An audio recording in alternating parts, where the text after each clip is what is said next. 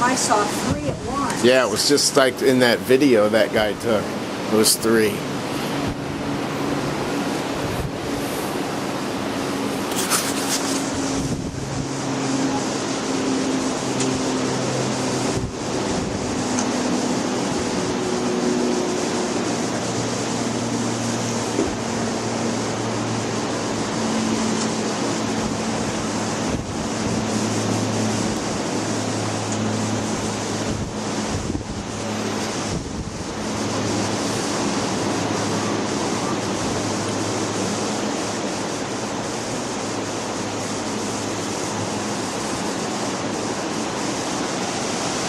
Darn it. There, right.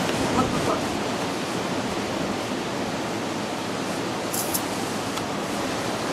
Oh, look at all of them. Holy shit. And there's Look at all something in of the them. middle. Look, there's something in the middle.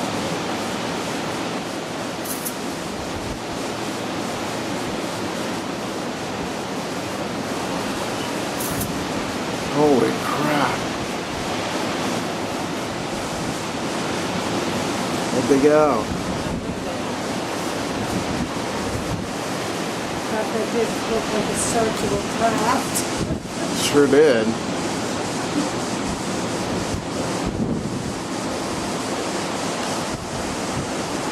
There it is. There it is.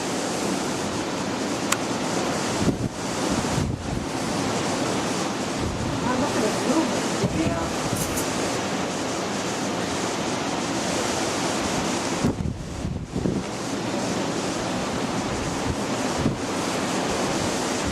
This is incredible. It's Never a lot thought better tonight, isn't I it? would ever see anything I sure like hope this is recording. in my life. It better be. What did I say? Freaked What if out. they're moving tonight? And that's exactly what they're doing. We've got a good show tonight.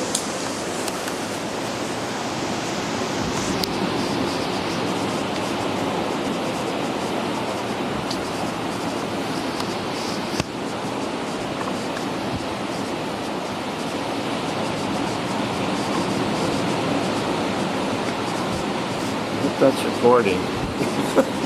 Yes, that's what the blinking red light means. I'm gonna use this thing.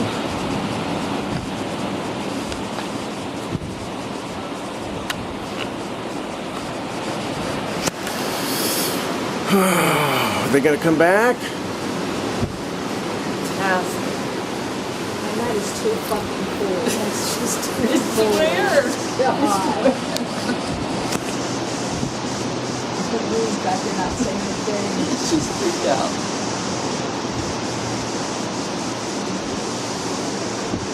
Yeah, it was like rotating lights on Yes. a circular No, craft. Circular craft, exactly. It looks just like It's a flying saucer.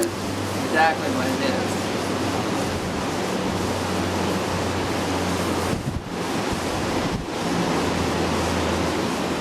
See, because I didn't see circular, I just saw them going in a straight line. They're just lighting up in a line.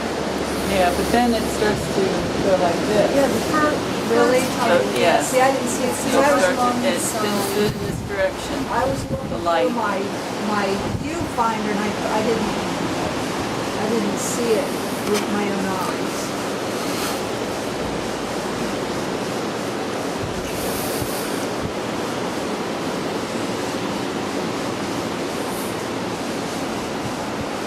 Right here. And they look so close. To me, they do. Really close.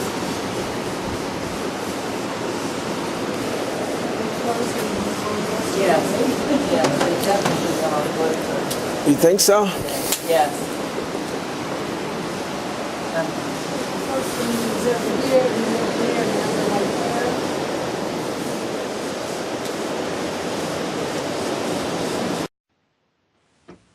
Good evening. Good day, everyone. This is Joe Kiernan. I got Tim C. with me. This is Researchers Radio Live. Another fantastic day in the world. Tim, how things going, buddy? A little cold up there? Yeah, it's getting chilly, man. It's not. I thought you were supposed to Winter's get just some about here. some huge polar vortex crash and burn sort of mission. Well, it's pretty cold, but it's not. I mean, I wouldn't say that we have a polar vortex. It's just typical November weather, if you ask me. Well, I did ask you. And, and to my recollection, it's not so typical to have winter weather even in New York this time of year, because when I was young in New York, it was customary if I saw snow on the ground around Thanksgiving. But as I got into my adult years, that wasn't so much the case. I actually remember the last 5-10 years living in New York. Right around now is hunting season. And Hunting season started yesterday, actually. well, there you go. And it had started becoming too warm where, if you got yourself a deer, the whole good part about it being cold in winter was your kill didn't start rotting on you before you were able to get the thing back home. Yeah. I'm not saying I'm a fan of hunting as a sport.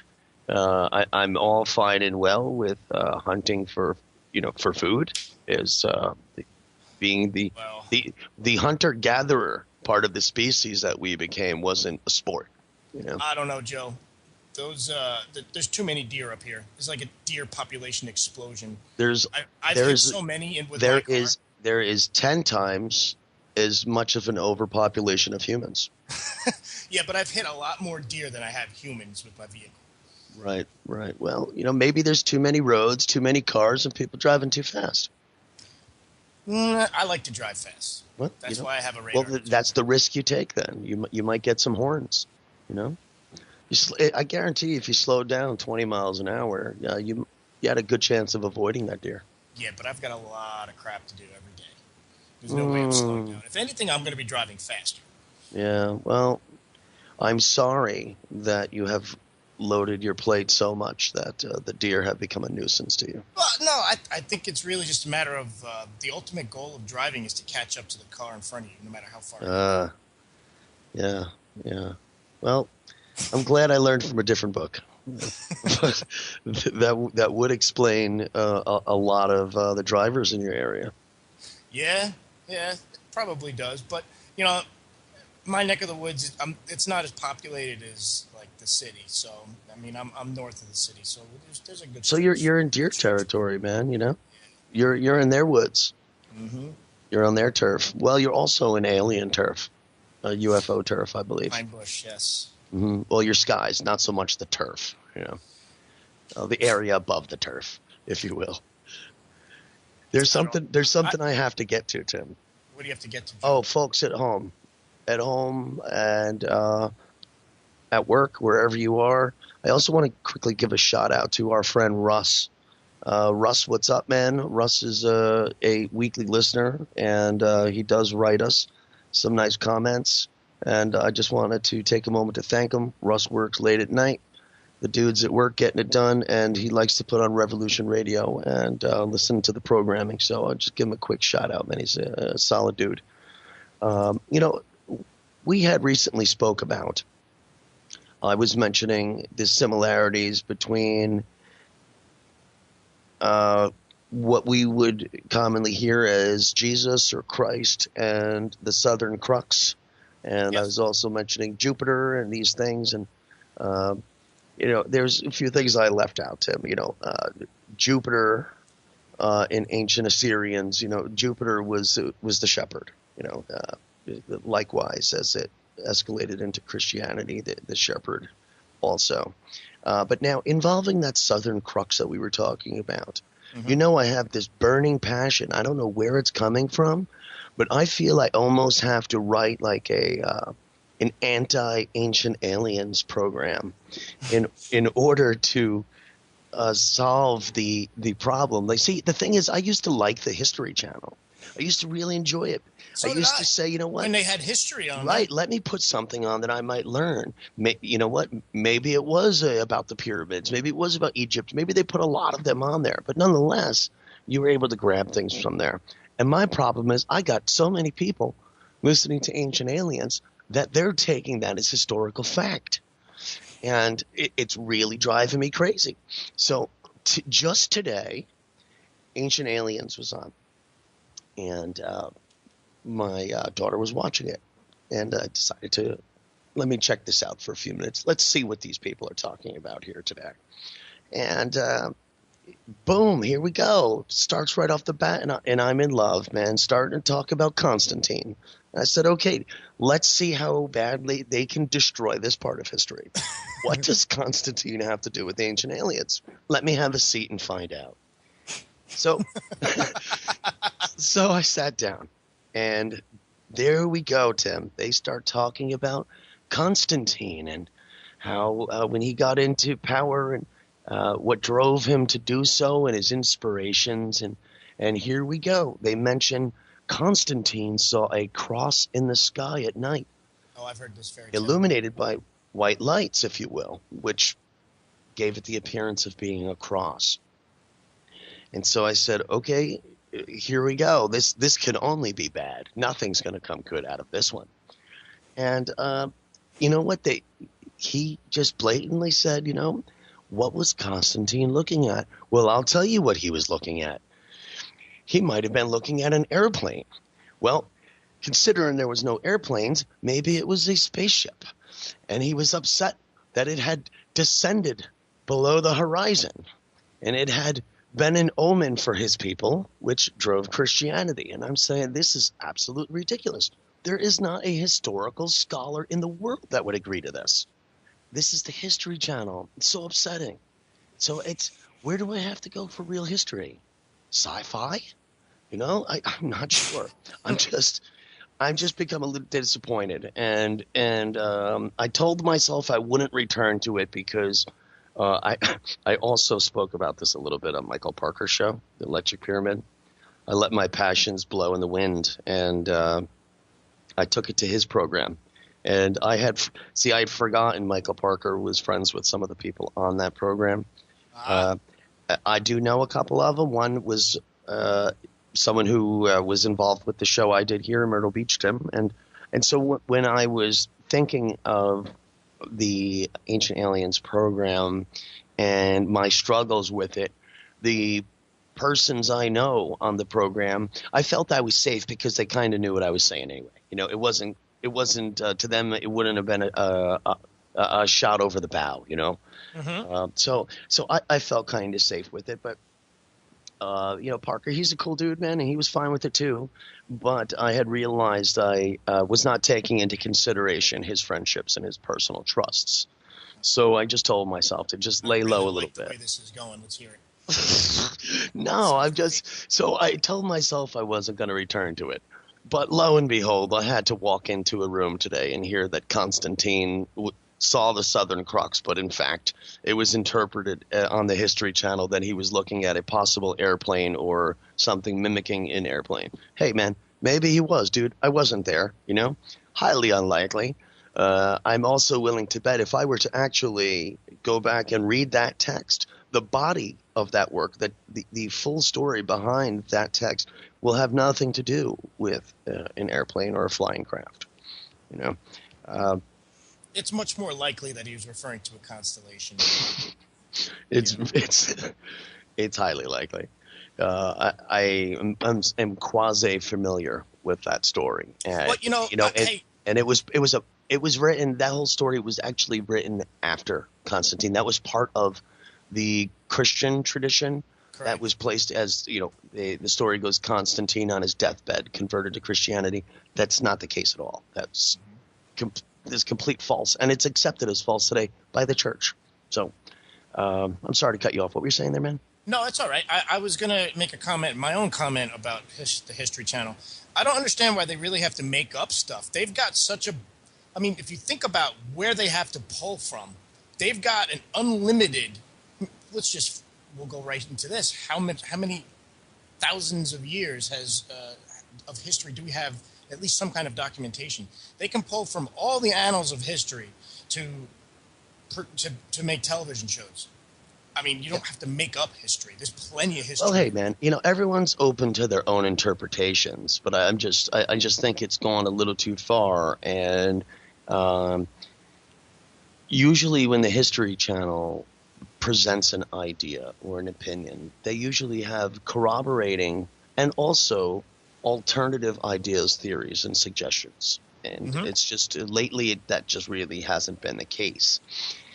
So you know my oldest daughter, Tim, and I had told her, you know, she knew she understands that my frustrations with what they're saying on the TV.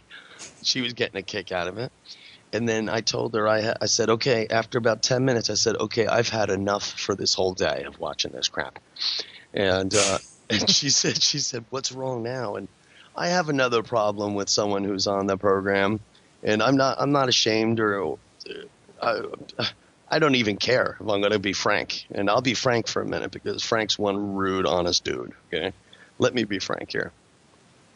I have a problem with someone because of, you know, my studies. Tim, you know me for a very long time. You know my interests since adolescent years.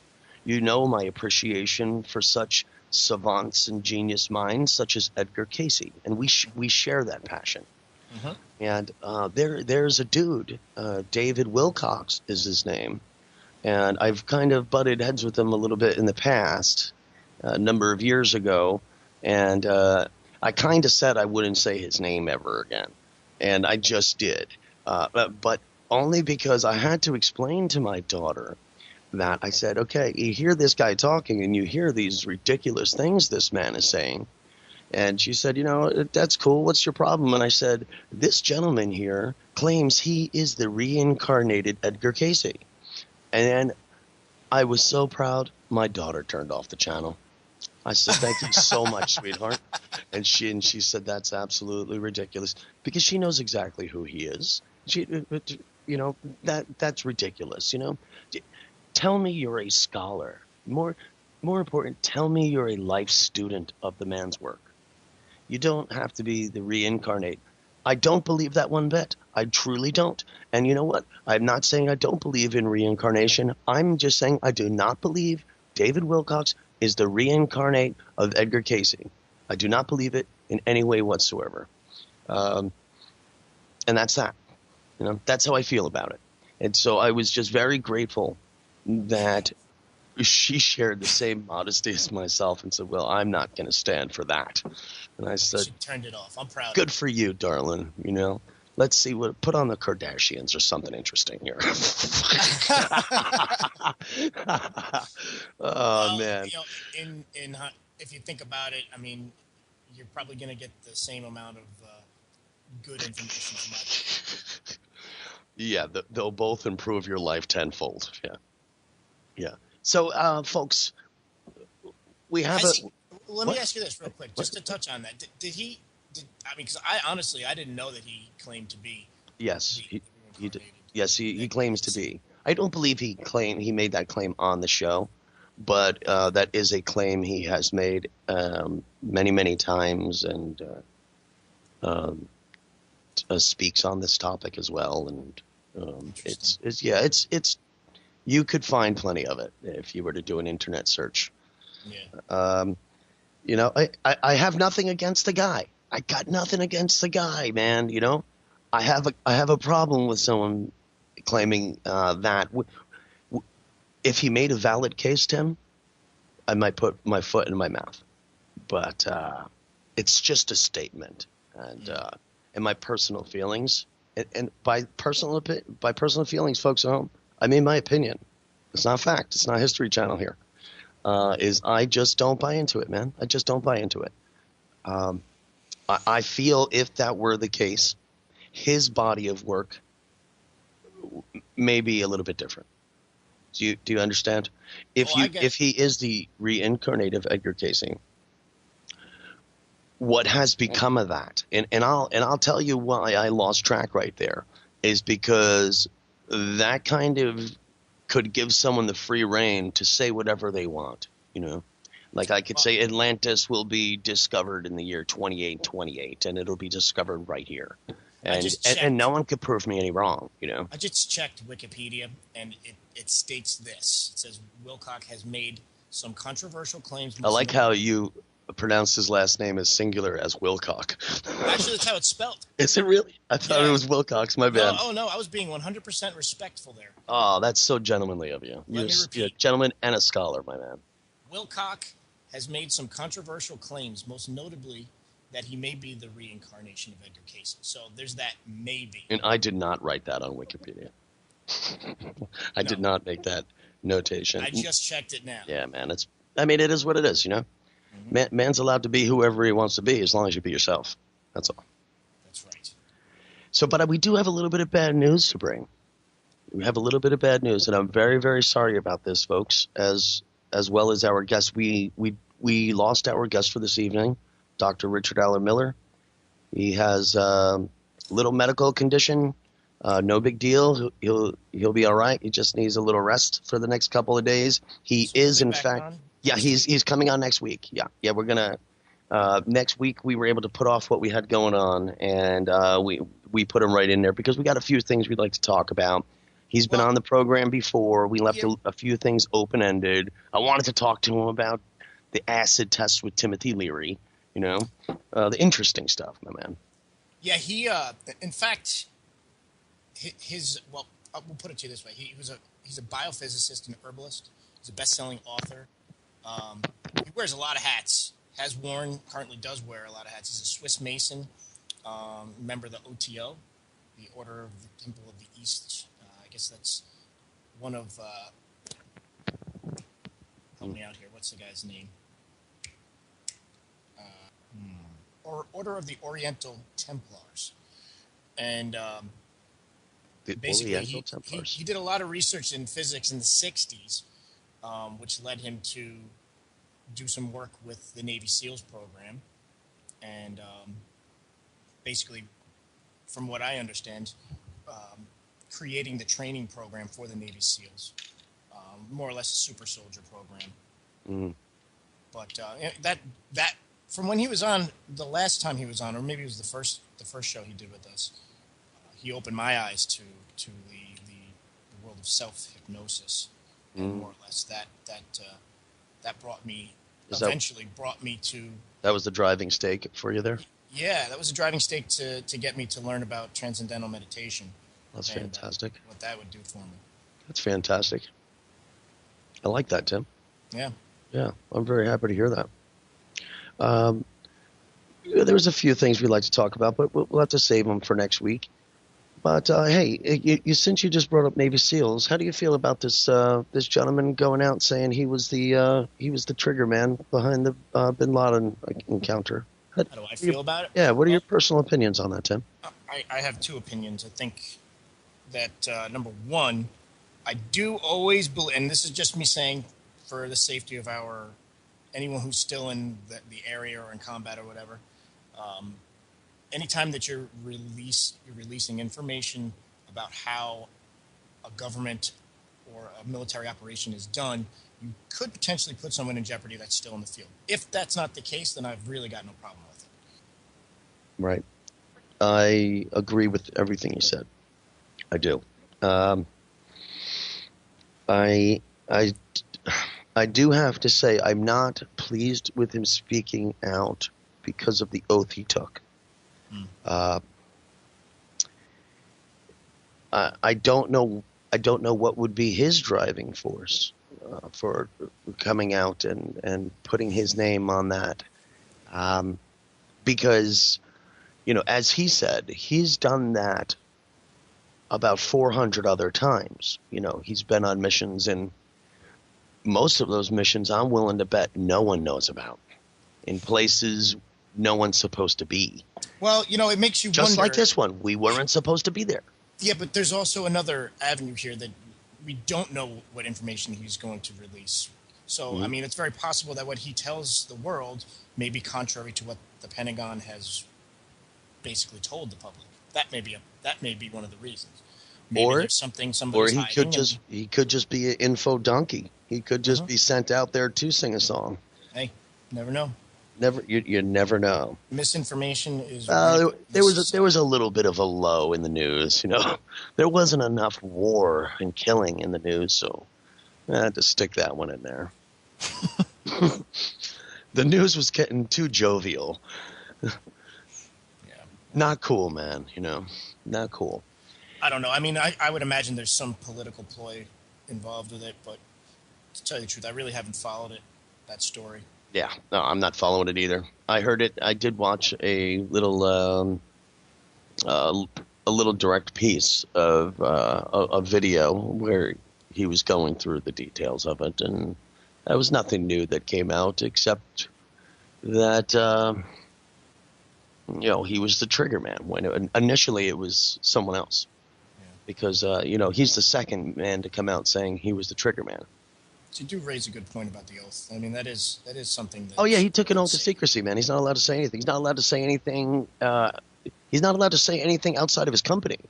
As a Navy SEAL, let's say he was on SEAL Team 6. He's not allowed to talk to SEAL Team 5 about any past happenings. That's why you're in a secret little group. A little killing team, if you will, because that's what they do. The SEAL teams don't go in to do human aid. But they are vital. I am definitely a supporter of. I'm not saying they're not. We do need to have the most highly trained militia. Not militia. I take that back. Military. And there are certain situations that we have to send those people in to take care of business. I mean, it is. It's part of. Well, then here's my deal, man. If we got a couple U.S. hostages in ISIS hands right now, why don't we send a couple SEALs in there, pop a couple out, and take our dudes home? It may not necessarily be that simple, but I agree with you. I find it hard to believe because any way to get those guys because back, they said they already know. The guy who's doing all the decapitations, they said they were able to identify him just by his eyes alone. Yeah, and all I know he is was injured, if not. Well, that's what just came out, But the months ago, when this guy was just coming on the scene, these videos were coming out. They said they identified him. Now, I happen to believe that our government really does have the capability of finding whoever they want to find. I really, really do. Yeah. And satellite technology with facial recognition, I'm sure that they can. Oh yeah. And what else did I want to preach about tonight? Oh, I am definitely pissed off that there are single-engine aircrafts flying around the United States and what have you, gathering around people's cell phone information. That really peeves me, man. Why? Why are you upset about that, Joe? Ooh, where do I begin? Oh, my God. I'm going to end up losing my voice again by the end of it. I'm pissed off because I got rights, man. I got rights. That's all. And you want to know something? So do criminals. Unfortunately, criminals have rights, people, because until you convict them and find them guilty, their rights are the same as yours, Jack. I'm not calling you Jack. I'm talking everyone else. I'm talking the authorities. Jack is the authorities. This is America, dude. This is America. We got rights. You made the rules. Now follow them. That simple. Does that not fall into your argument? Because now you're on my side of the argument, but there's countless times where me and you go back and forth with this, where you say, once we cheered for the Patriot Act, we gave that up. That's right, but I wasn't cheering.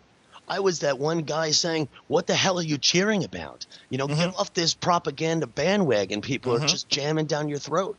And let's go kill. Put up wanted posters like the Billy the Kid, like the posters they put up to find John Wilkes Booth after Abe Lincoln was shot. Here's a big old poster with reward, this much money. Let's go get him. Everyone, yeah, let's go get him. We're going to take away all your rights. We're going to listen in all your phone calls. Yeah, I don't care. Let's go get that guy.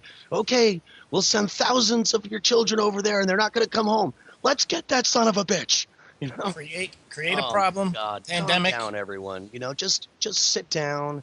Think about where you are, what your rights are, and you want to know something. If you want to give up some rights, give up your rights and go over there and help those politicians achieve what they're trying to do. And if you don't like your rights given up, speak up about it. Don't just sit at home and complain to your wife or complain to guys at work. Do something about it. Write your politicians. Stand up. Go in front of them and talk. Where are they talking? Go there. And you know what, Tim? I've said this before where I've written my politicians and people have said, yeah, good luck with that. You're not going to get anything. I get a response every single time I write my congressman. Every single time. And if people think that's not true, write your politicians, write your congressmen, see what happens. And write something serious. Tell them how you really feel. Just lay it out there, man. This is America. You got rights. You're losing them by the minute here. I always wonder how much clout my signing of petitions really does. How much of a difference it really makes. I don't think it makes much at all. I don't personally think it means anything. I just know for certain matters to be spoken about or addressed under certain closed doors or in Congress or Senate, certain matters have to achieve X amount of petitions to show that 200,000 people want to know the answer to that. And until you can prove 200,000 people want that answer, they're not going to discuss it. Oh, you're talking about the White House petition? Oh, no, just any petitions that are government-based. I mean, besides that, if it's, hey, I'm just really upset about the amount of people hitting cars around here, deer hitting cars, I'm going to write a petition, that's meaningless, But if it's a petition to address a certain situation that you feel needs to be addressed and Congress is not addressing it, usually the petition is what calls into term, okay, enough people want to hear about this now, so we're going to have to address it. Because if it's just, it's the same thing as, hey, I'm not going to talk about this unless 200,000 people come here to my door. And instead of doing that, they just do a petition now. And hey, that's fine. But I just think it's also BS that you need a petition to do things like that, because more often than not, those cases, the politicians, your local politicians, they already know of these things too. And they just don't want to address it until it's determined that they have to. And just like anything else, politicians, as well as many people, they tend to just, I'll use it, they ignore certain matters that are going on. Maybe it's not important at the time, or they might feel there's other things of more importance to me at this moment than addressing that. So, I mean, I understand the process of petitions, but I usually don't get involved with them because I'm aware it doesn't mean anything. I'm not going to change anything unless I actually do something. Well, let me tell you this. This is where I feel that the whole system is flawing us right now. And this is just one thing, but I think it's a big one. The midterm elections, across the board, Republicans kicked the Democrats' rear big time, and everybody knows it. Now, for the most part, most of these incumbents, they ran on the platform of repealing Obamacare. Repeal Obamacare. Yeah. And all of these polls that they list on all these internet websites, on every news channel, they say this stuff too. And you get different numbers from every source. And it doesn't matter. But the fact is that the United States, we the people do not want Obamacare. The ruling class wants Obamacare. And here's the facts. Here's the proof. Mitch McConnell was elected. He's a Kentucky senator. He was elected, basically reelected, and he's now he took the top spot in the House. So he's the House majority, and he made a statement saying that. And I got this from, and I'll give my source. It's Mark Levin. Mark Levin. Okay, sure. So he basically he made a statement saying we will not shut down the government. So right. I mean, I'm happy to hear that because I'm frankly getting tired. Let me finish. Getting tired of them threatening to shut down the government. You get paid to do a job. Finish. Do your job. There's more to a job. Let me finish. Shutting down the government shuts down every weekend. And summers and winters. Let me finish. Basically, they're using this as a reason. Okay, the shutting the government down is really just the president throwing a fit, and we really have no other course of action. But the fact of the matter is, when Mitch McConnell basically goes up and says, no, we're not going to shut down the government, we really have no other way of fighting Obamacare. And the reason is because Congress holds the power of funding any kind of legislation. So if we do not threaten to shut down the government, he's basically saying that we're not going to stop Obamacare. It's here to Well, stay. That's more or less what it's saying. If you read behind the I lines, understand and that. that's the problem. These people ran on the platform. They were elected on the platform of repealing Obamacare, and now the ruling class, who includes many of these right-wing politicians or so-called right-wings, we'll call them Republicans in name only. There's no politician in Congress that's in my level. Yeah. There's the problem, man. It's a huge problem. And you know what?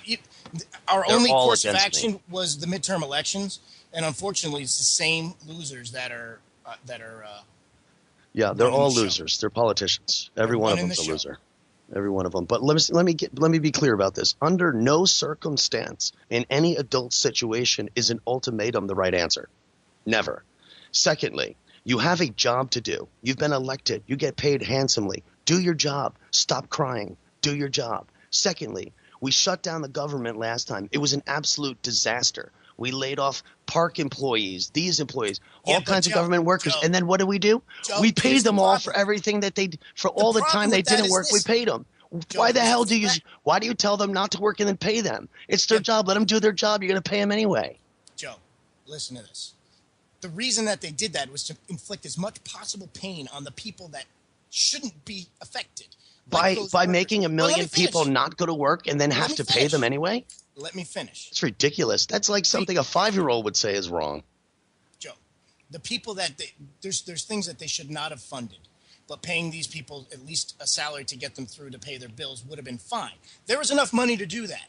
They didn't need to fund all these other BS programs that are going Why nowhere. shut down the government if you're going to pay them anyway? That's kind of dumb. Well, you got to understand, shutting down the government also includes them not making any more legislation to regulate our. They don't make any economy legislation anyway. They just fight back and forth and cry and bitch and complain. Nothing gets done. Nothing gets done. They could just sit there for weeks and just argue back and forth. What's his name? Boehner? I mean, that dude just sits there and just shakes his head no and laughs at everything. But what has that guy done? I don't even care what side he's on. All I know is he hasn't done squat. Boehner got offered my opinion is he got offered a seat at the table. He took it, and more or less, we're all paying for it. I don't now. know of one single politician in Congress that I would get behind and say, yeah, this is my guy right here. He's going to make stuff happen. There's not one of them. There's a lot of argument that the next presidential candidate will be, and I'm talking the Republican candidate will be a governor, someone who's had the experience, because we've already seen what happens when you put someone in the White House that doesn't have any true experience. I don't believe that has anything to do with it at all. That's what they're saying. A governor or not a governor That's what they're doesn't saying. mean a single thing. And If the point people behind that haven't is noticed- that Obama is he was a senator for 2 years before he was. Yeah, but he was sold as Presidents. the answer to everything. You know, I mean, there was 100 reasons they gave us why that would be better, and now what they're going to say 100 reasons why we need a governor in there. It doesn't mean a single thing. The president is a puppet, and has been for 200 years. It doesn't mean anything, people. Correct. The only thing that matters is your voice at home, and as long as you keep your voice at home, nothing's going to change. They're going to do whatever they want to do. Speak up and do something, or just shut up. Because I'm tired of hearing people complain. You can say all you want. How about the old saying, show me, don't tell me. I don't even want to hear you complain about it, people at home. If you're not going to do a damn thing about it, just say nothing. Don't even say anything. Just smile and act accordingly. They count. That's how I really feel. They count on that. Acting accordingly? Yeah, fall in line. Just We do don't what need no just do what education. you're told, people. Do what you're told, and you know what?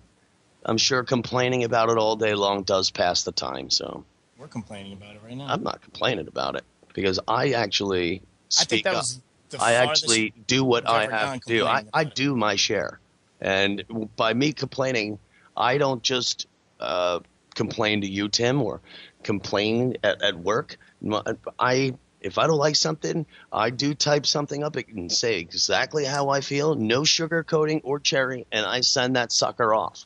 Well, let me ask you this, Joe. What kind of response do you get from your your Well, I guess it would depend legislators? on the situation. But if it's, I mean, I've asked things like, we need to see a little more of this in our area, a little more of that. And I've gotten responses like, hey, we do have a program set up for that in your area. And I'm really sorry you don't know that, but this is what we have going on. And this year you could contact this person or call our office. But also, we're also working on implementing this and that. More often than not, 90% of the time, I say, wow, that's they do have this, they do have that, they do have exactly what they're saying, but we just don't know about it. People don't know where things are unless they're told, man. What kind of responses do you get when you complain about the aircraft in your area? Well, let me clear my throat on that one. Well, the first one, I got a response saying that nothing illegal is happening over my airs and over my airspace, in my airspace. To be clear for the audience, you should probably explain what kind of aircraft we're talking about. Anonymous, man, just aircraft I don't know about. For instance, let me give an example. I didn't write about this one, Tim, but almost 2 weeks ago, a week and a half ago, I had heard a lot of noises in the air. I think, like, I couldn't put my finger on it. Like, where is that noise coming from? And then I thought I heard some jets, like fighter jets, but they sounded like distant or very high up, but I couldn't see them. And then I got home and I told the wife about it, and she said, she pulled up this article, and I still have it. I should send it to you, Tim. What it was fighter jets, F-16 fighter jets, had been given permission to fly over my area here to escort a single-engine aircraft. And it said that. And it said, and this notice that I'm referring to was put out that morning, so before any of these noises occurred. And it was put out that morning, and it said that the military was, in fact, going to be flying F-16 fighter jets over our area, but escorting a single-engine aircraft. But now, it shouldn't be any bother to anyone because they'll be at an altitude that you won't even be able to see any of the aircraft. And I said, well, that kind of makes sense a little bit. But this isn't the first time, okay, that I've been told they're escorting an aircraft. I have a report that it was not a public report. It was a private report, but it is public information on the military escorting an unmanned craft. I don't know, maybe a drone, or UFO, I don't know. I don't know. I also don't know many single engine aircrafts that can fly at an altitude that I can't see them. I was just thinking that. Never mind the pressurization of the cabins. But those crafts are built, for low altitude flying. They really are. So I don't know all the answers for that. But to bring it back around, when I've written about my airspace complaints, I was addressed properly about it as, hey, I'm not sure, or, hey, Mr. Kiernan, are you sure you're seeing things that are, not your normal commercial planes? I'm saying, yeah. I mean, when I have fighter jets, at night with no lights on, buzzing by my house, shaking the house, I'm sure that they're not supposed to be there. Well, how do you know they're fighter jets? Well, I saw them. What? At night with no lights? Yes, they're only several hundred feet, or maybe a couple thousand feet. At altitude's a little difficult, but when you could see a fighter jet at night, or 5 or 6 of them, with no lights on, there's a problem, because this is a heavy populated major tourist destination on the East Coast. There are training facilities and military bases all over this damn country. There's no shortage of military testing places here. We also have this thing called the Atlantic Ocean, just a stone's throw down the street here. And if you go just 10 miles out into the ocean, you are now in international waters, and you could do whatever you please. Tim, are you there? I'm with you. Sounded like you were wrestling your microphone for a minute. I was wrestling it. It's right. winning. Well, you sound like you fared well yourself too. But the response I got was, "Hey, we're going to look into this a little more," and I had responded to my congressman, "Thank you so much," because I've tried many avenues. I've tried the press and the medias, and we've gotten public statements, and then that is now the point when I was put in contact with Shaw Air Force Base. That's the military base responsible for the airspace over South Carolina and, of course, where I am. And I had been given direct contact information of the gentleman in charge of the military base. And after I've gone back and forth a few times there, this gentleman had, at this point now, released 3 separate statements to the media on what I was reporting here. And each one of the 3 were different, and each one of them I could absolutely disprove with video. And they started getting a little frustrated. And this one instance I was just speaking about, specifically that really burned me up, was when these fighter jets were flying so low with no lights on. And I had called and reported this into the military base, and they said, "Mr. Kiernan, last night," because it's the next morning now, "last night, all of our fighter jets in South Carolina were on the ground. We can't explain what you had seen. Are you sure?" I said, "I am positive. I am very, very positive. I was filming at the moment, and I did not pick up the planes, but with the lens, but with the microphone, you have no problem hearing them. As a matter of fact, it maxed out my microphone. You know what I mean? You could hear a fighter jet coming from 10 miles away, but when it's immediately over your head and there's a half a dozen of them, they are screaming loud, man. You know? What exactly were you doing out there filming stuff, Joe? I think you get where I'm going with this. Why don't you just well, because here's what we have. I had been looking out at night, and I had filmed 3 what appeared to be strange planes. 3 planes. I do believe they're planes. Okay, I say they're planes, but I say strange because they just had a different FAA lighting structure to them. All planes flying over any airspace populated in the United States, number one, they have to have all working FAA lights. And FAA lights are the blinking lights that are red and green on all planes, but they have to be the same. They have to you have to follow FAA regulations, which distinguishes the lights, how often they blink, and things of that nature. And so these 3 planes were much different. And it seemed that when I was videoing them, it seemed like there was things falling, or the planes were dropping things, is what it appeared to be. So I voiced that concern.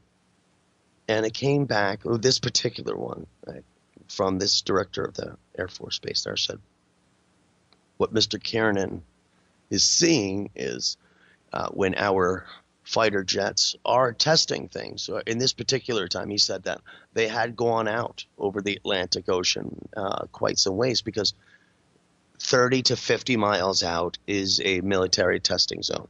Okay, so that's nearby. The way a jet flies, that's nearby. I'm cool with that.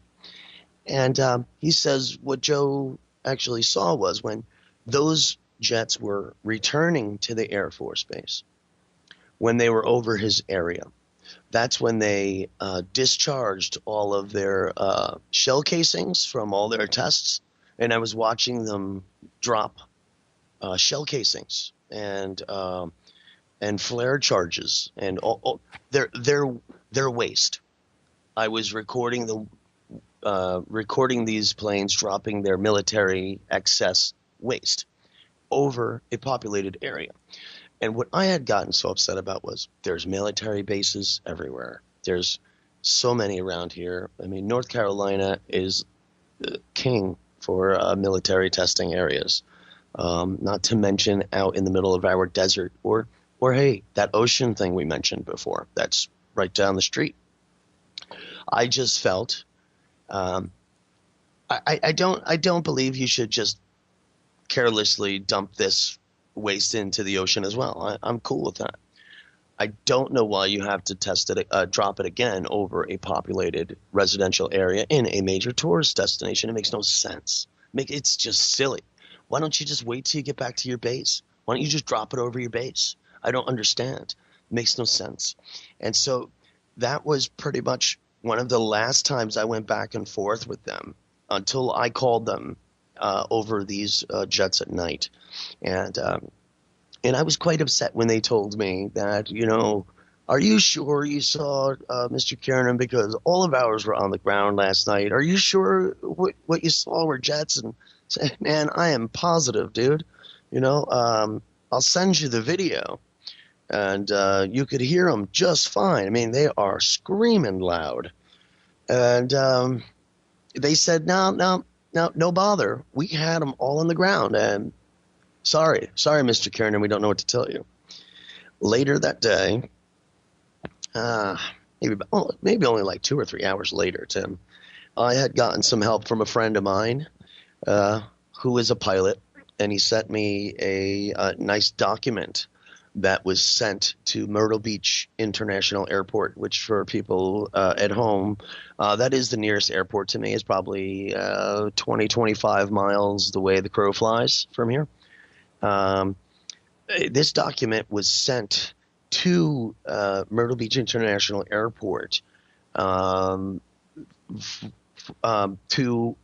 all pilots within approximately a 20-mile circle, that the center of that circle being in very close proximity to my house, that all planes are recommended to just stay out of there. And a reason being was that there was going to be 6 fighter jets, F-16 fighter jets, flying through this zone at the time that I said, and they had permission to fly with no lights on, which is a no-no. I mean, they're allowed to do whatever they want to do. Don't get me wrong, Tim.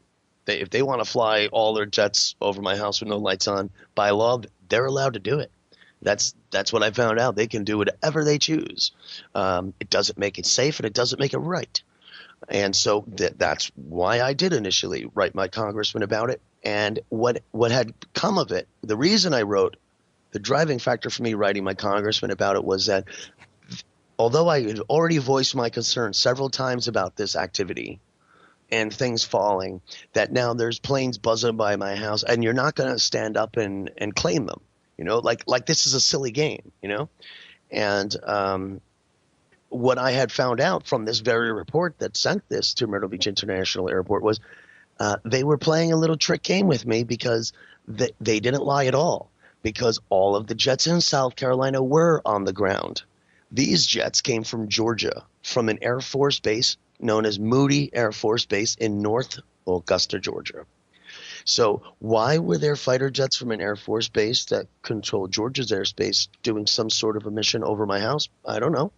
But I do know the people that control the airspace over my house claim to know nothing about it and really didn't care to do anything about it. And, hey, that's what it is. And, of course, I can't get any responses from them about the Moody Air Force Base, but all planes were suggested to stay out of the area because these 6 fighter jets were going to be flying at an altitude under 5,000 feet with no lights on.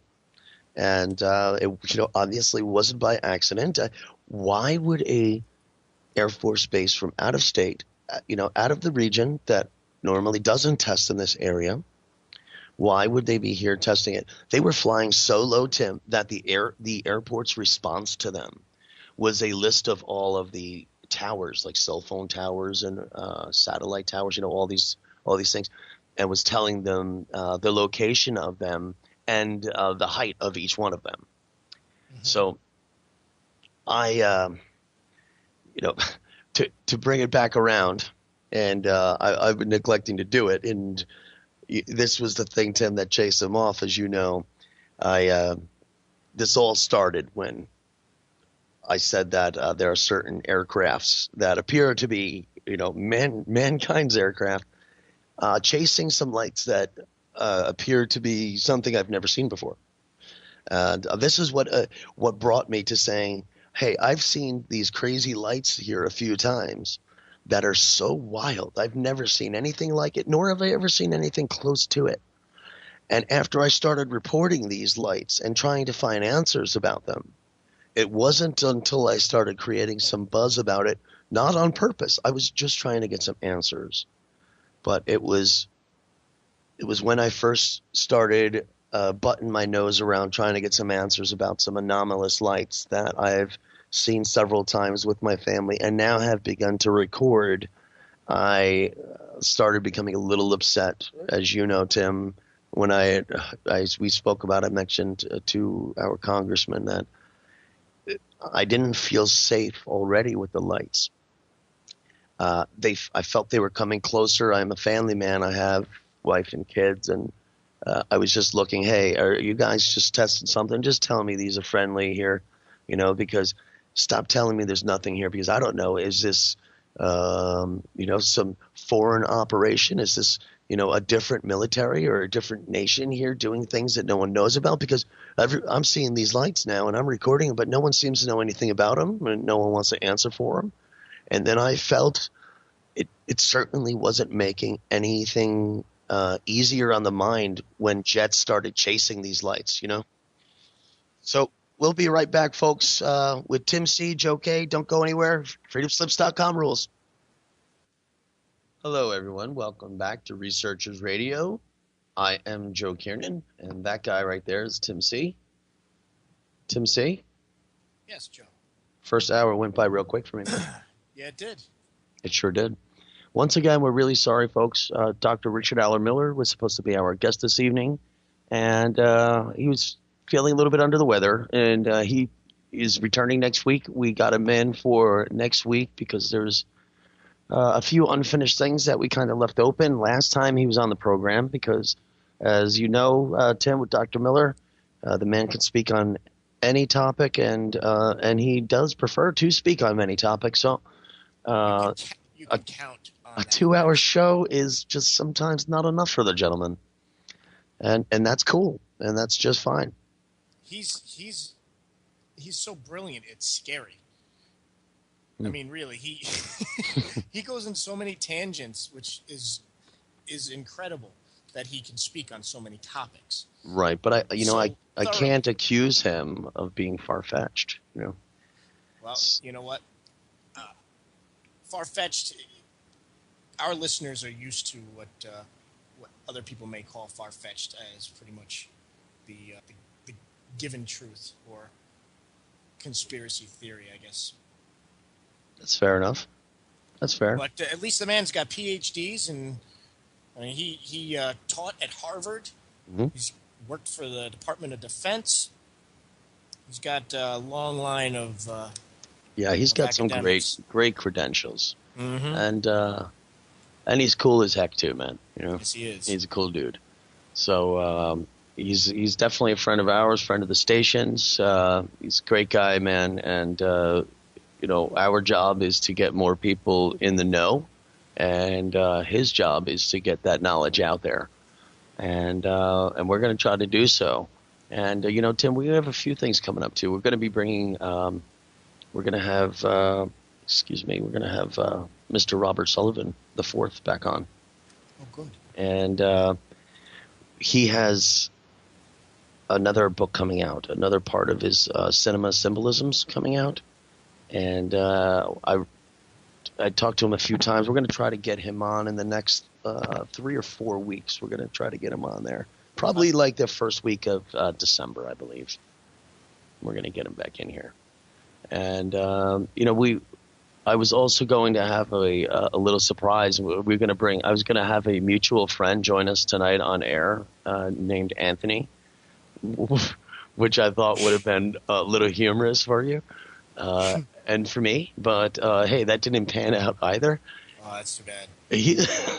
He's been trying to get on the program for a little while now, Tim. I just haven't been mentioning it to you. And everybody at home, I'm sure soon enough you will get to learn of this gentleman named Anthony soon enough. Just prepare for the shock and awe. You will get some laughs from him, but I assure you, he will say a few things that might scare the heck out of you. And that's just normal conversation, you know. But Yeah, I hey, look forward to that. I know you do, brother man. I know you do. You know what we were talking about before the break, Tim, was about some strange lights that were chased by planes several times.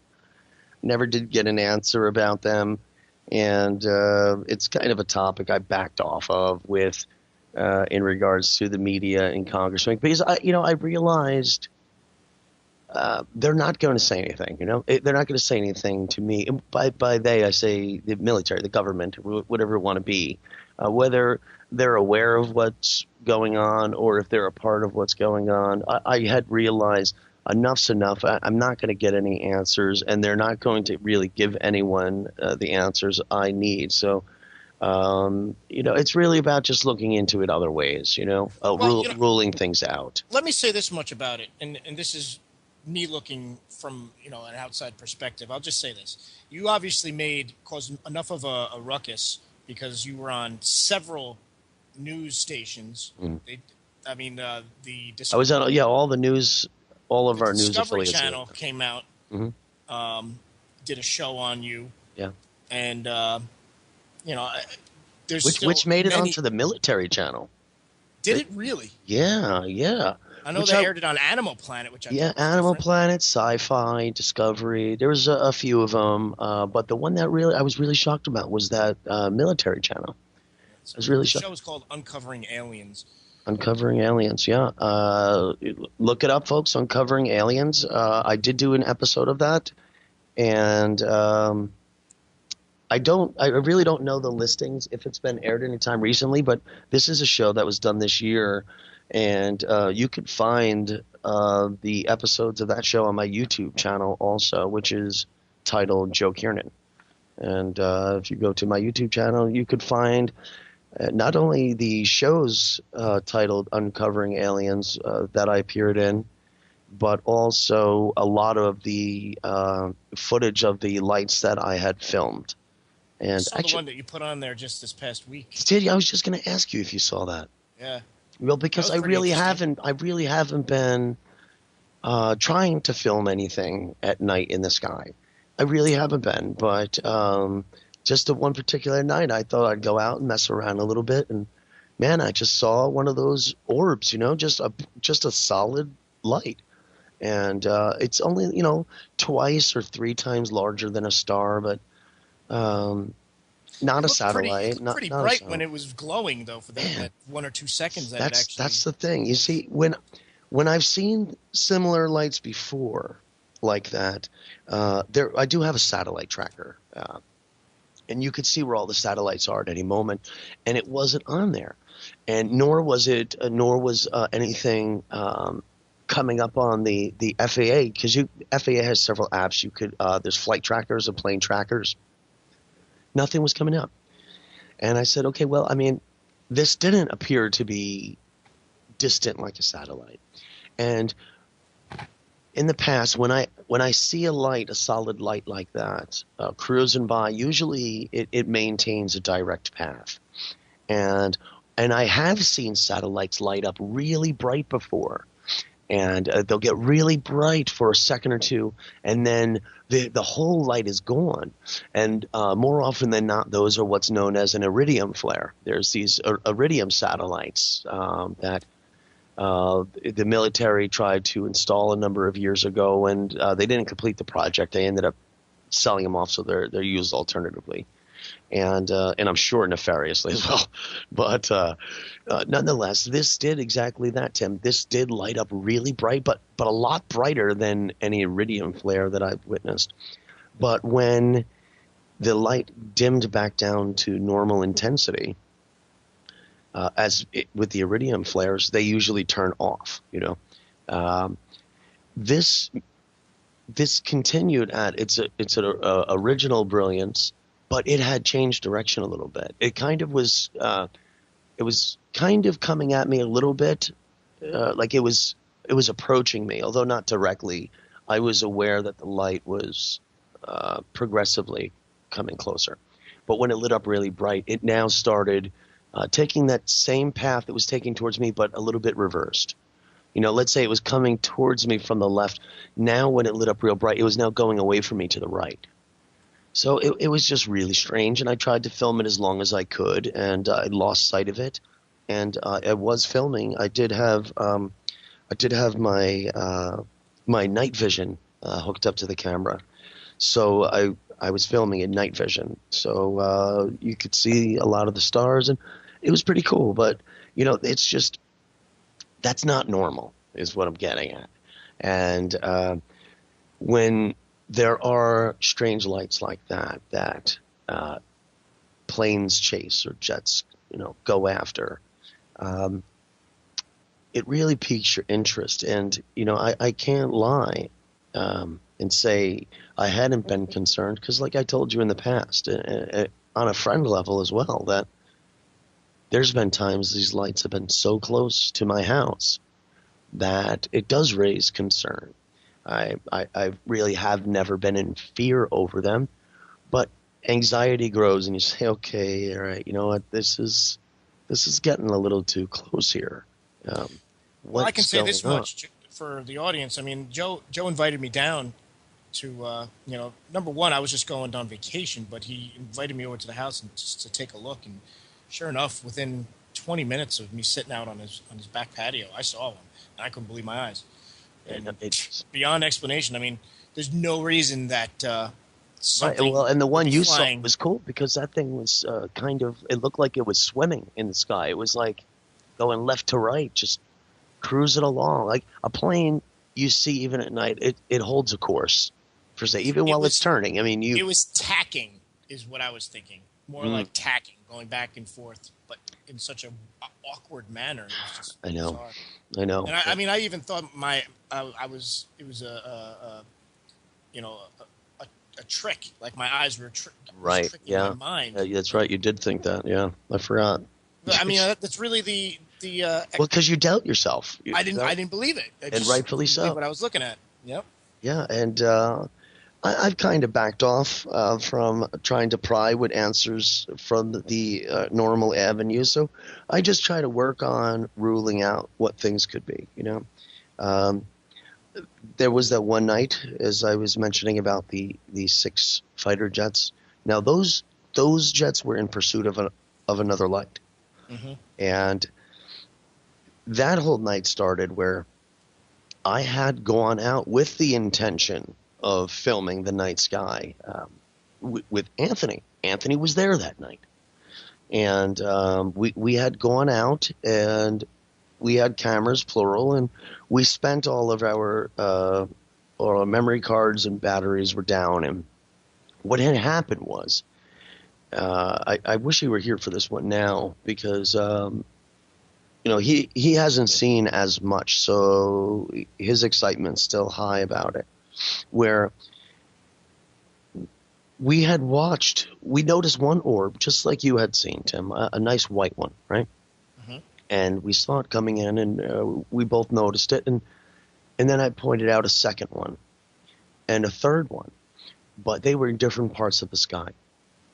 And what was really cool, I've never seen this before, and even I have not seen it since, was these 3 lights came from all different directions, but they kind of all came together almost right above us, not directly, but pretty much, where we were looking straight up.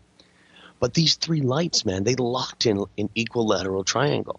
You know what I mean? Like it appeared that they were in fixed points, all of equal distance from each other, and then it was rotating like that. And they kept equidistance. And then as it appeared that it was all one unit now, if you can dig that. Mm-hmm. And then it flew away like that. Do you know, like in that formation? You mean? Yeah. Equidistant. But now we had one camera still working at that moment, and of course it was my crappiest camera. It was my just backup camera, the camera I always have on me in the car, just in case,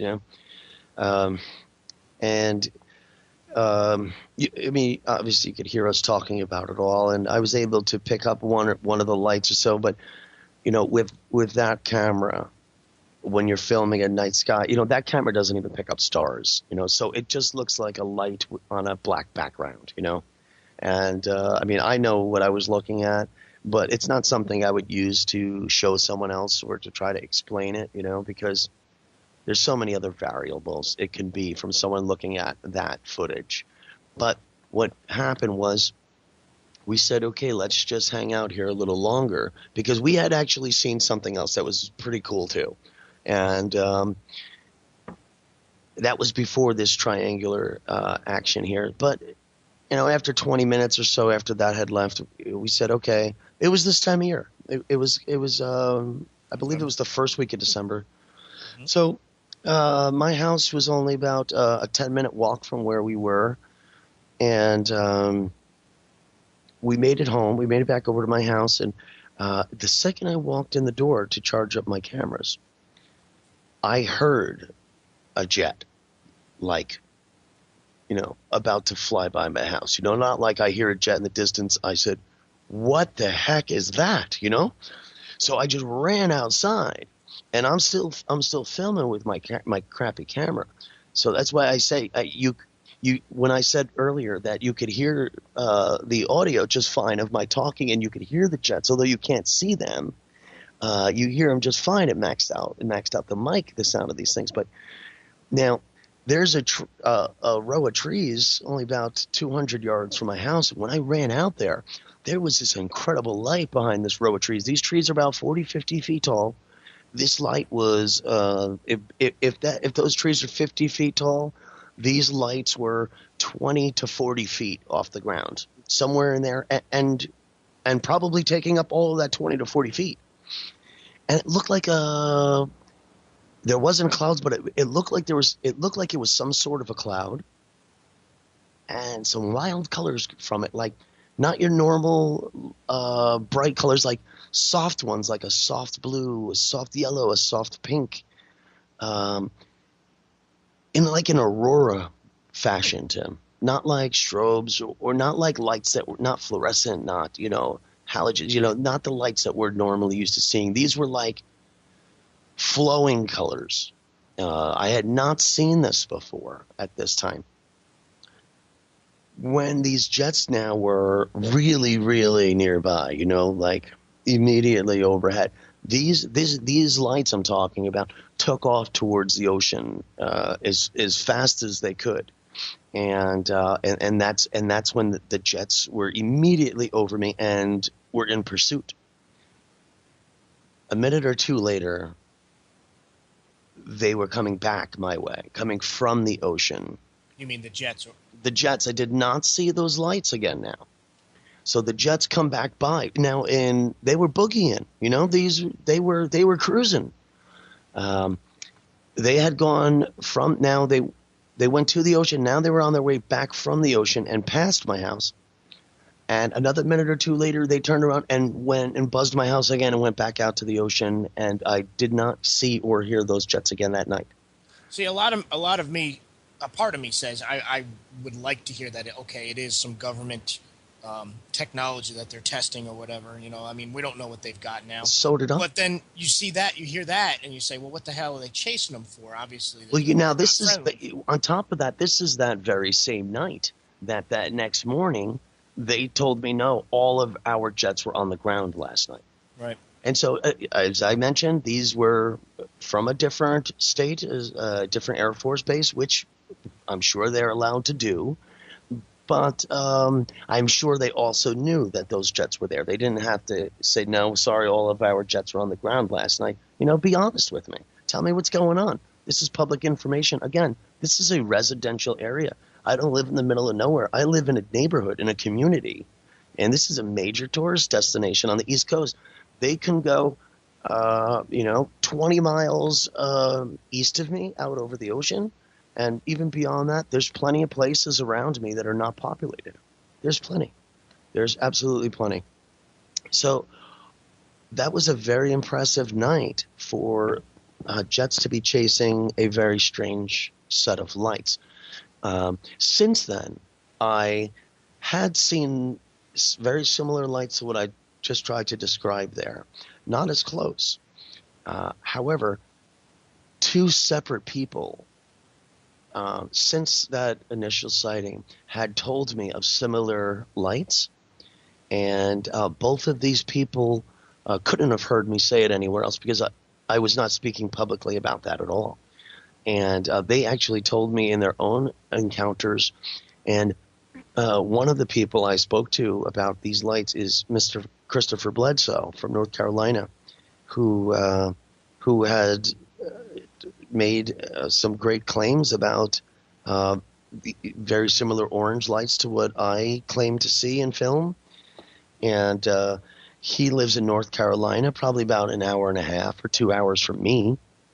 But geographically, he and I are in a similar geographic area. Our landscapes and we have similar bodies of water, these rivers, smaller rivers that lead out to the ocean. And he claims his orange lights that he encountered, they came up that waterway. That's when he initially saw the lights, and they followed him to his home. I got to say, Chris Bledsoe, when we had him on the show, it was a while back, many months ago, I have to say that was probably the most compelling and creepy. It's a fantastic fantastic account. Yeah, I mean, unbelievable. I mean, he's credible. You know, he's got great credibility. This is a man who was North Carolina Businessman of the Year several times and had been to the White House for dinner for these accomplishments. And he's just not the person who would make claims like this, because it did change his life, not just personally, the effect, but you know how people view him in a community. Because you know a lot of these communities here in North Carolina, Tim, they're tight. In these Carolinas here, they're small communities. You know, they're yeah, of course. You know, if it's not tourists and it's not near any major urban area, chances are the town you're in, you grew up in, and you know everyone in there, and your family's been there. But geographically, this body of water he was talking about, I live along a very similar body of water that leads out to the ocean. And he and I had spoken about that. And there was a lady that contacted me, an older lady, and she had told me an account that she lives immediately on this waterway. And now this waterway, this river here, it goes into North Carolina up to a lake right near Chris Bledsoe's house, and ultimately ends up in the ocean just a little south of me here. And she lives on this river, and wrote me a fantastic story, Tim, of those very similar soft lights I was describing, like a cloud. And I said, this is incredible, because I had not mentioned that, you know.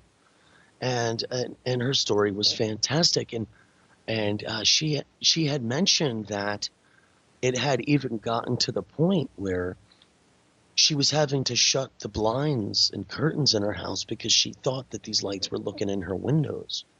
I remember you telling me about this woman. Right, And so you I mentioned had that you to- stopped hearing from her. Right, I did, yeah. And I have spoken to her in the last few months, and Oh, that's good. she was battling cancer at the time. Oh, wow. And she's good at the moment, but she wasn't on any medications that would have made her hallucinate or anything like that. I mean, granted, she could have been physically exhausted and mentally drained.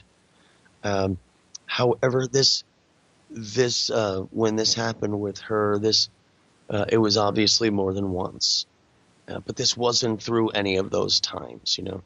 And you're also talking about the same thing you and countless others in your area have videotaped and have several accounts of. So Oh yeah, about but the same you know, but phenomena. she didn't write me saying, you know, I see what you see. She wrote, hey, I was given your name, and I hear you've witnessed a few lights in the sky, and you're trying to get some answers, and you're filming them, and you're talking to people, and I just want to share a little story with you that I've been having a problem with. And she went into it, and she didn't go into I think they're doing this. I think they're doing that. She was just saying, I see these and they seem to be coming closer to my house, because she said that the first time she laid eyes on them, it appeared just as I described, some sort of a fog or a cloud, but isolated in a little area, not a foggy night or anything like that, with these soft, radiant lights coming from them. And she lives right on the river, as I had mentioned.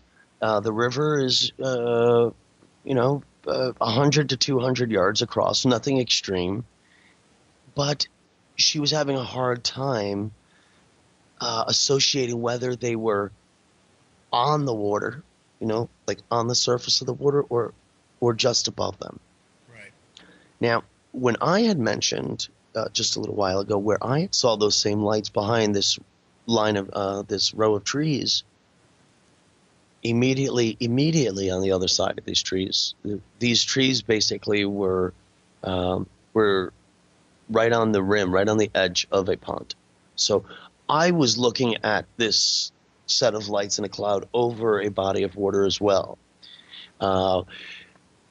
Did I see a strange, anomalous activity maybe with a particular night and gravitations and bodies of water? Well, yeah, it's quite possible.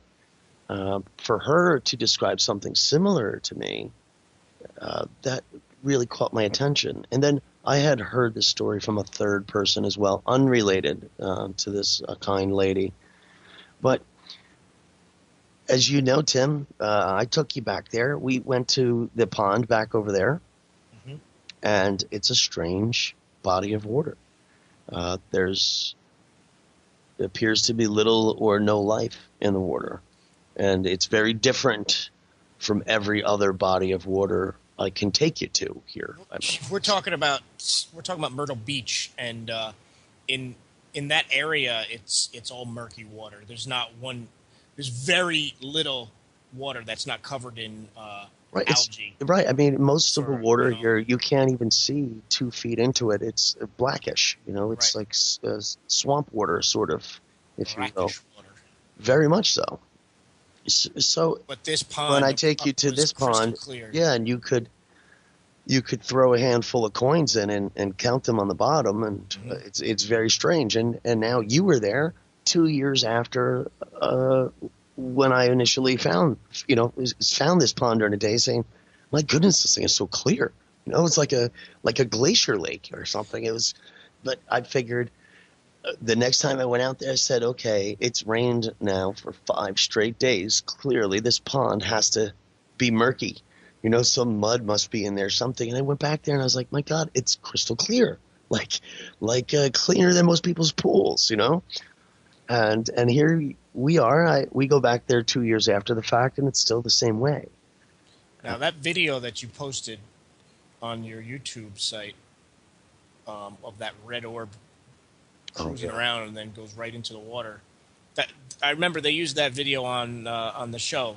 Because covering aliens. Well, because at first I was told it was just a lens flare. It was, by that it's just an angle the sun had hit the camera and it simulated this light, and that's not the case, because this light breaks the surface of the water. You see it dive in and it makes a splash, and on top of that, you could see it underwater. You could see it on the move. You could see it moving around.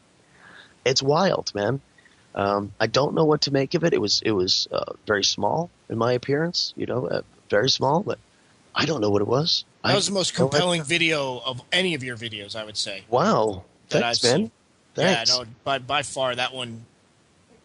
I don't even know what to say. Well, that one was no explanation for that. No, there's none. Zero. It doesn't make any sense to me. The other thing is, maybe it's some strange insect bug, this or that. Well, then that's the only one there, because there's no other gnats, there's no frogs, there's no mosquitoes at the pond, there's no birds. There's geese and ducks at every pond here. Tim, there's a pond in my backyard. There's plenty of life in there. I don't think there's any bugs that glow red No. You know, I mean, I would say that's probably volleyball size, maybe even bigger than that. Hey, man, no mosquito I know can do any of that, nor dive bomb and break the surface of the water. And it's I don't know what it was, right? But that wasn't like, see, to me, being there, that wasn't the most overwhelming. There was a time when I was just standing right outside my back door filming, right, and the wife was there with me, and I must have told you where I saw a set of lights light up, and they were right there in front of me, man. Like, right. I threw a rock at them, and I went down on one knee. I was like, I went down on one knee because I had stopped myself. I think I was trying to dive down and hit the deck, but I had realized my wife didn't flinch, and there I was diving for the bushes. And but because I wasn't expecting it, But you know just, what though? It's like it just hit you. It's right in front of me.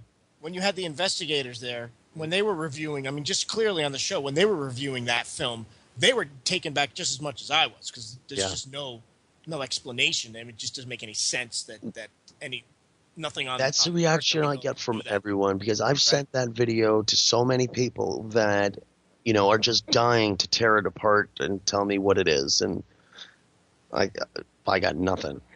I got nothing. And then they say, well, even when the investigators were here, they said, there's got to be a reason why this water's so clear. And they went in there too, right? Yeah, I said, well, surely there must be a reason, but I don't know why. And man, they went in there, they dove in there. They had a company come out with a boat and sonar, map the whole bottom. And it was I got such a kick out of that day, because I was back there when they were doing it. And the divers came out, and he said, hey, I think the boaters told the divers, when the divers came on land, they said, hey, we just picked something up down over there. We think we have like maybe a dead animal, like an otter or a beaver, something like that, in the water down on the other end from where we were standing. But it was on the bottom, and I was like, well, if it's a dead mammal, chances are it's not sitting on the bottom. And I said, well, even if it was, that would be weird, but we are looking at a weird body of water here, and there's no other life to be seen. Clearly, there's no fish that are going to be eating it. And it was just a few minutes later when the divers came up, and it was just some debris with a piece of wood attached to it. It was just something the sonar picked up. It was not an animal by any standards.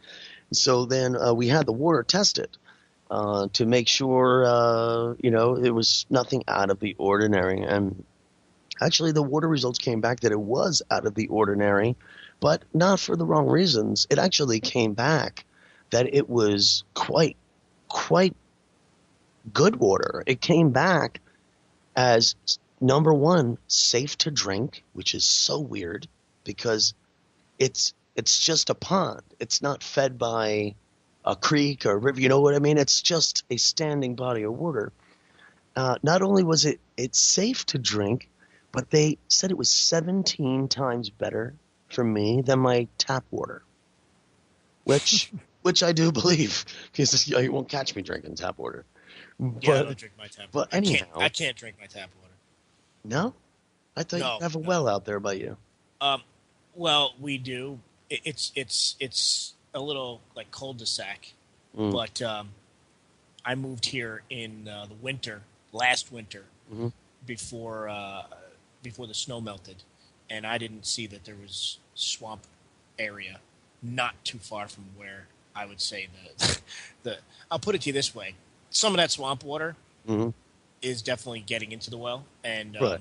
I mean, that's usually not that big of a deal because there's filtration. Are there farms nearby? Could there be fertilizer going in there? No. There's a golf course nearby. No, maybe that, but yeah, they fertilize like crazy. But there's a chemical odor to the water, no doubt about it. A little funk.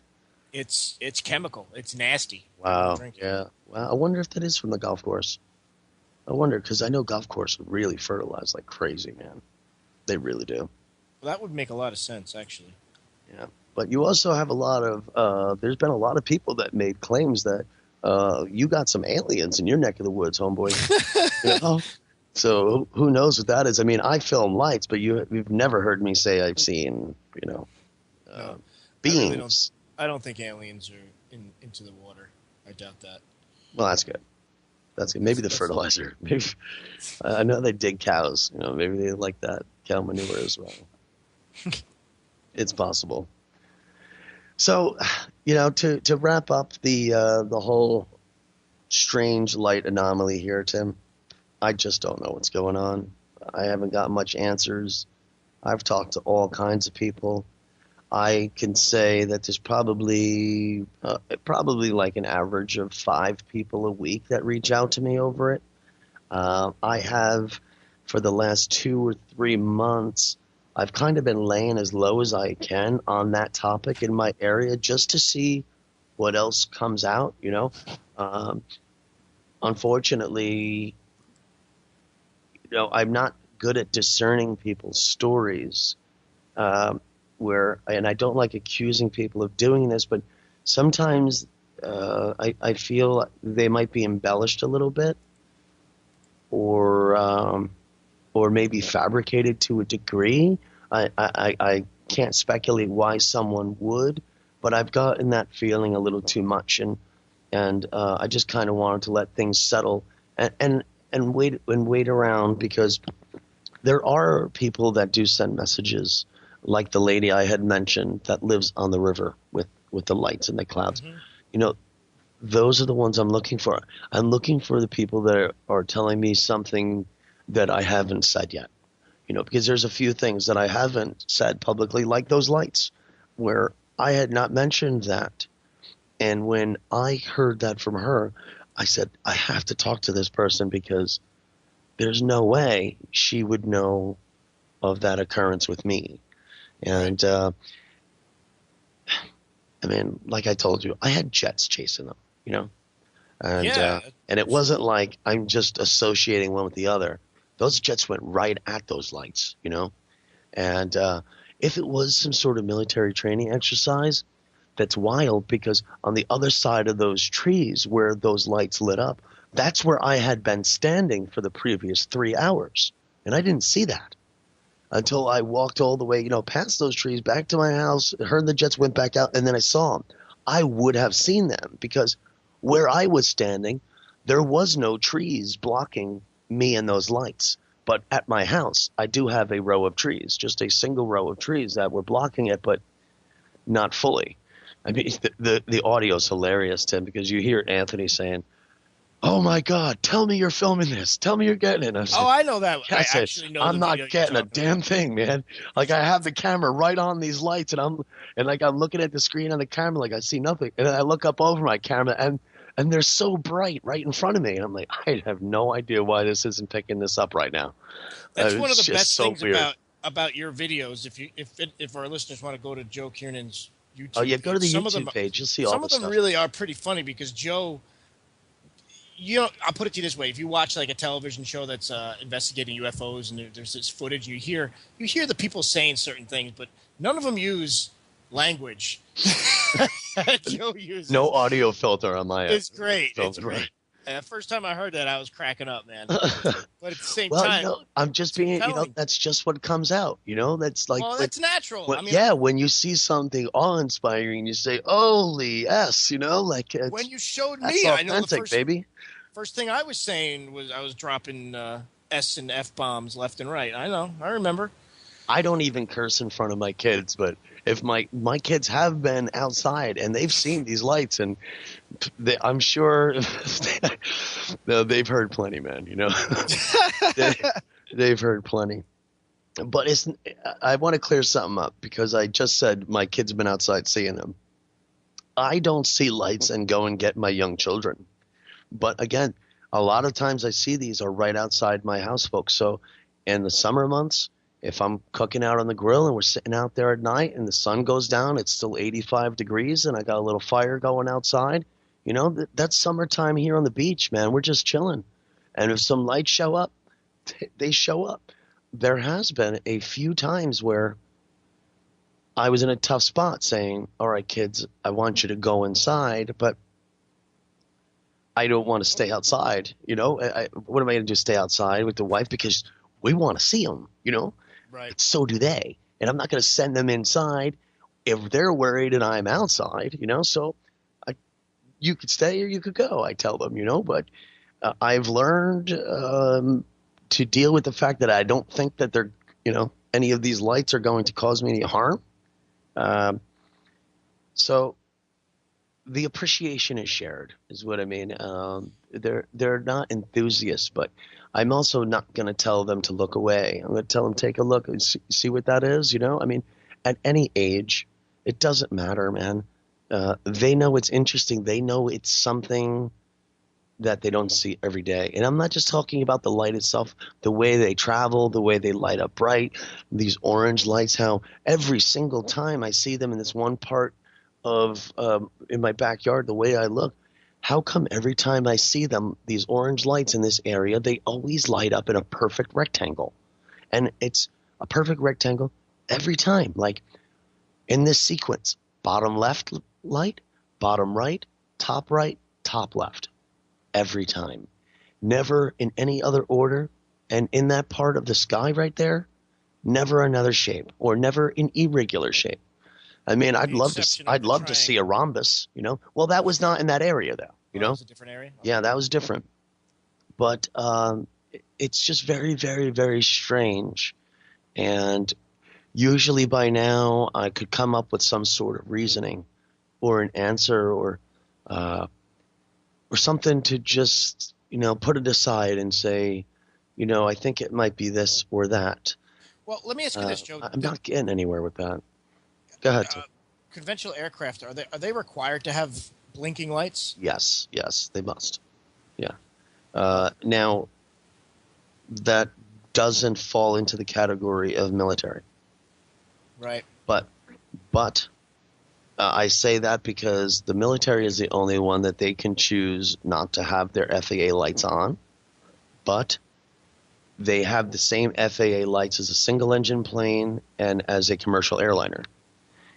So it wouldn't be a different set of FAA lights, if you know what I mean.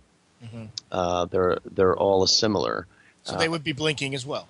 They would be blinking as well. But now, when these lights light up in this rectangle pattern, like I said, there's nothing before it or after. It's just all of a sudden a rectangle of orange lights lights up, and then when the lights turn off, they're gone. I don't hear anything, I don't see any, and I wait around and I look because sometimes they light up in another area. Sometimes they light up in that very same area, maybe a minute later. Maybe 3 hours later. It's just how long I want to stick around and wait. Well, I mean, since I went down there and you showed me those lights, I keep my eyes to the sky, and from time to time I do notice high flying objects, like really high flying at night, that have a solid white glow to them. Very similar to the one that was cool. Skating across, tacking back and forth. But Up here, I haven't seen anything that goes back and forth. They're just pretty much cruising, and it looks like, Well, that might be a satellite. That's what I'm saying. That might be. We got to get you a good satellite tracking thing for your phone. They got apps for this stuff these days. Well, that's what I was getting at. But, what you showed me down there. I want to go film out at your way. I want to bring all my camera gear. And there's another guy. Another friend of ours, Tim, he's been on the program before, Al Santariga in Poughkeepsie. Al's in the chat room tonight. Oh, hey, Al. What's going on, man? Al's got himself set up. He's got a nice little investigation group. And I would love to touch base with Al and come out your way because if I'm not mistaken, I believe Al was just in Pine Bush, Tim, doing just that. So I'd love to touch base with him. But I really need to find out when I'm going to be up in that area again. It always seems like every time I talk to Al about coming up there and doing things like this, it's always the winter, and he's got some fantastic stories even involving Bigfoot in the Hudson Valley. And I'm all for that. I mean, I love the Adirondack Trail. I'll go through there. I know that goes right from Orange County up through Dutchess County. I'd love to get involved in any of that with him, but especially if I could get into your area, I would really dig that. Yeah, well, you always got a place to stay, man. Well, not if you got chemical dirty water. Is it All right, okay? fine. Stay. You can stay at the Super 8, man. Oh man, is it okay to shower in? Yeah. No, it's. Do you smell it when you're showering? You smell it when you first turn the water on, but I don't know. So Maybe I you just might get have used to like a radioactive smell to you all day that you're not aware of. it. I should probably ask people throughout my day if I stink. Yeah, people are probably That's like, not something I go around asking people. is it me or does Tim smell radioactive? Oh, I'm going to have to send Al a message. Now you got me going, you two. Yeah, you should send him a message. Actually, I don't know if he's still in the chat room. He was. He's a good dude, man. He's a good guy, as well as his brother. His brother Frank has similar interests. And Now, is Al the one that was doing the research across the river in Poughkeepsie area? Absolutely. The stone chambers? Absolutely, Tim. Absolutely. And I would love to get into some of those things. I'm also, I really want to put together a plan where we hit a few areas there, but there's a few other locations on the East Coast I want to get to. As you know, I don't know if you saw it. I sent you a few things on Skype, a few pictures of a few locations in Augusta, Georgia. I really want to hit up besides the Georgia Guidestones. One in Harrisburg. With the Harrisburg, Pennsylvania one I just sent you, I just thought that was outrageous. I didn't know anything about that. Well, that's good because it didn't download. So All right, cool. I hope you could get a look at that. I'm not going to spoil it for you. It's just a pretty cool picture. But there's a few other locations I want to get to. Now, there's something I did want to mention on air in hopes that someone could help me out, or maybe even you can as well, Tim. It's unrelated to all this light talk we were doing. However, I'm heading into an area of my research that I really need to have this answer, and I really don't know how to do it or go about it. But I need to figure out, let's say tonight, if I were to look up at exactly this minute and map the stars, I want to know what the precession and the regression of that is. Like, if I were to give an example, like, okay, if I were standing on this exact spot on this exact date 500 years ago, what did the stars look like over my head? Or more importantly, very more importantly, where were the planets? Well, I know that they can calculate that. Yeah, but I need to know who and how do I do it? You know, I need to find out who can do this, because I see what I have is I have dates, historical dates, and I need to correspond if those dates are accurate. So what I do have is I actually have like the location, and I was given where all of the planets were, you know, and what signs they were, and what degree on the horizon they were. And so I would love to see how I can roll back the precession of the stars and see what date, or what dates plural, I can go to historically that all of those planets would line up to correspond with the evidence that's given. And it's a tall order, Joe. I know it is, but it's so huge for me right now. It's gigantic. It's gigantic. Have to do some research into that. It would, if I could do it, and I think the results that I would get, I don't think I would be disappointed. But what I'm getting at is, I'm pretty sure I'm gonna nail down a few points in history that we've just blatantly been lied to about. Are you referring to hundreds of years ago, or Yes. something within the next century? Oh, okay. No. So we are talking. Yeah, I am looking from 500 years ago approximately to 2,500 years ago.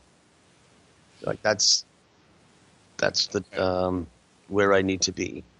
But I would also love to know.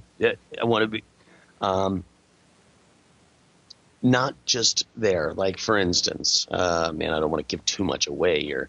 There was an exact arrangement of planets at a particular time, and a well-known person at that time, hundreds of years ago, said, this won't happen again for 500 years. So I just want to know how accurate that is, So it's not really so much mapping the date, which really is my priority. Google Sky Map. I got a link right here, and I'll send this to you. It says Google Sky Map now lets you see star configurations in the past and future. All right, I'll check it out. Nextweb.com. Here, see, the cool thing is, like, I have the list of all the planets and what sign they were in and what degree on the horizon they were. I have it for I'm looking at like five particular times in history, and it's actually very important to me right now. It's only 200 years. Well, just in case anyone at home, the reason I'm putting it out there was, I've looked a little bit. I'm out of my league when it comes to this. However, if someone at home could point me in the right direction, I would be eternally grateful, because I feel I'm on to something very important here. I feel that there are things out of place in history. The dates we were given were very wrong on historical things, and I have reason to believe that's true. Being the publishers of certain books have lied in the past, in the time of those printings, and it all comes back to the Vatican, of course. So certain books were printed in the 1500s that lead me to believe they've gotten dates wrong, and my belief is that the dates they gave that were wrong were done intentionally. And I feel I'm making a pretty good case, Tim, without this. But like I said, I feel like this is just going to be like an assurance thing. I feel it's just going to confirm it for me. I don't particularly think I'm going to need it for an explanation, but this would be the nail in the coffin because of Well, the truth is, anytime that you're picking through the past, it does help to have some kind of scientific proof. Yeah. This would be really this would be huge for me. This would be a pretty big thing, especially if you're doing what we do on the norm around here, which is debunking or retelling the actual history. Right. Well, unfortunately, it's never given to us correctly.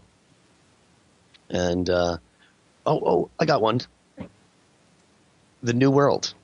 The New World was discovered by Columbus, right?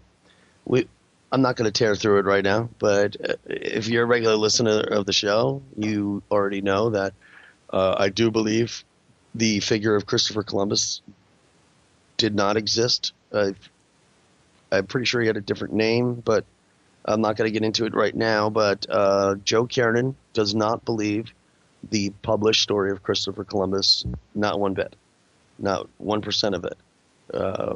It's a horrible story that wasn't even told well, and it was printed by the church in the first decade of the 1500s. So, and in 1493, in December 1493, the Nuremberg Chronicles were first published. That would be known as the History of the World. This all came about because of the new printing press that Gutenberg had established. And the Nuremberg Chronicles in 1493, December 1493, printed, it was the history of the world, and a couple months later it was printed in a different language, and then really for the next decade it was just printed edition after edition. A couple adjustments were made, a few corrections were made. However, you're a decade into the New World, and yet there's still not a mention of it in any books in all of Europe. And that's quite shady. because what's interesting about it is there are known maps that were made of the New World before there was even ever a story published, ever in print of the New World's discovery. But I say all that because, Tim, as you know, the president of Turkey came out and said that Muslims had found Americas in the 1100s, and he based this upon primarily in the story of Christopher Columbus that he describes what to him sounds like a mosque in Cuba in the 1100s, and I'm pretty sure I know what he's talking about. Well, I'll argue that the Egyptians found it thousands of years before that. Right. There was cocaine, Right. traces of cocaine found in a sarcophagus in Egypt No doubt. by archaeologists. I have no doubts about that. That plant is indigenous to South America. Mhm. So, yeah, I mean, that's enough proof for me. Well, I mean, I also feel that, first of all, my personal opinion is Marco Polo made a trip around the world. I'll tell you another one. I'll tell you another kicker, folks. Here in the Americas, in the 1800s, we started getting a lot of immigrants in the early to mid 1800s. We started getting a lot of immigrants from Eastern Europe, from what's known as today as Romania, Hungary, Czechoslovakia. Well, Bohemia, yeah. I mean, a little bit too. Yeah. And, this brought about, we started getting a lot of the circus folk through that. And I mean, the magic, the tricks, all these acts that were just, we're not in the boring old dreary Western Europe. And it caught on pretty quick here in America. That's when we started having circuses and traveling zoos and things like that. And we also started having a lot of rides and I'll tell you an old story from the eastern side of Europe that goes back hundreds of years, man.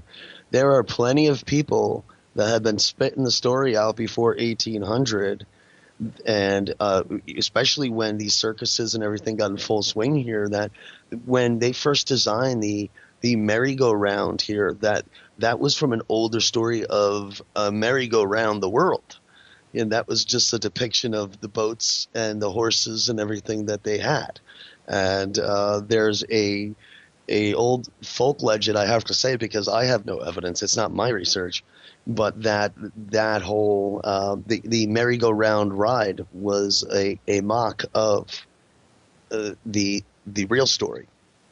And of course, here we go, because I can't really say that. I know Columbus, the story says Columbus found the New World, but Columbus just found some islands. Amerigo Vespucci found the mainland continent, so history tells us. But I personally, there's a little bit of truth maybe in each one, but a lot of wrong. I do not believe Amerigo Vespucci's real name was Amerigo Vespucci. And this is all going to be. I'm writing all this right now, Tim, but I'm not writing anything about Amerigo Vespucci and a merry-go-round. But Frank and Kirsna, I know I butchered that name, but in the chat room sent us a link for midnightkite.com. Oh, wow! Thank you. I sent you another one. I see it also here. Another one here for Penn. Oh boy. Well, that's there's a bunch of them here. Actually, I'm going to send them all to you. Oh, very cool. Thank you so much, everyone. Thank you very much. Pony sent one.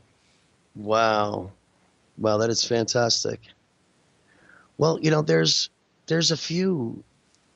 really a few dates, man. More specifically, I'm really locked on one of them. I got all the planetary alignments and the degrees, like I mentioned, and I think it's really crucial, man. I really do. And I'll say what this one's about. And it's probably going to turn people away from me at the moment because I'm not able to explain it this late in the show.